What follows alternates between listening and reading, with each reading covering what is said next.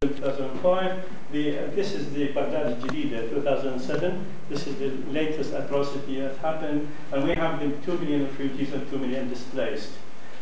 These are groups. These are crimes against groups of Iraqis, and the kind of legal process may be different. There's something about who is responsible for that and what kind of retribution and what kind of restitution of rights are for Fallujah, for Baghdad Jadida, and for the refugees of the displaced. I listed 10 of the main ones. The last one is uranium and other illegal weapons, which we talked about the last session. But if you talk about the use of torture on a large scale, if you talk about execution, which were also proved, and the detention, the bombing of civilians, and there are these issues about the willful denial of water and medicine to people, the destruction of hospitals and ambulances, and then the cultural destruction of heritage sites. This is an international. All of these crimes to groups of Iraqis and to towns are crimes against humanity or war crimes. They are separate from the war of aggression, which is as a country as a whole. The third level is to do with the justice for the families of the dead. This is often missed because apart from the groups and the towns that have been devastated, we need to look at the actual human victims, the individuals and their families. The figure 1,366,000 Iraqi deaths up to this month is from a site called Just Foreign Policy. This is an important site, American site. And what it does, it takes the Lancet report issued in October 2006, which is a refereed journal report, and it was done by the same people who have carried out similar estimates of deaths in Bosnia and in Congo. And these estimates were used by the United Nations, by the Congress, the American Congress, and so on. But they started attacking them because of their estimate in 2006 about the Iraqi dead. And they estimated they had done two estimates, one in 2004 and one in 2006.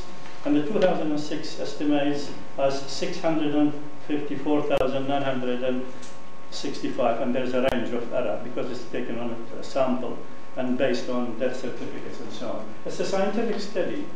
But what they did, because there's no more studies, and the Americans say we don't do body counts, and the Iraqi ministry said we don't do body counts and so on.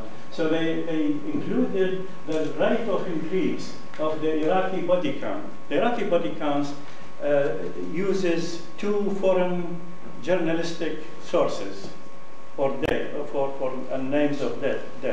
And it's about 100,000 now.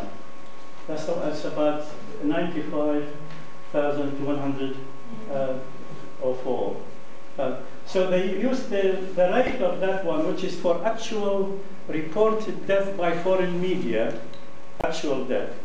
And they combine it with the excess death from the Lancet report. The Lancet report does the excess death, which is death not necessarily caused by the violence itself, but because of the change of the circumstances around violence, or people not reaching hospital, people dying because no medicines, and so on and so forth. So this is the excess death, the first one. These are the estimates. And these are victims, these are individual victims, may not be accounted as part of the country or the towns and groups. And the greatest majority, of course, are children and the widows.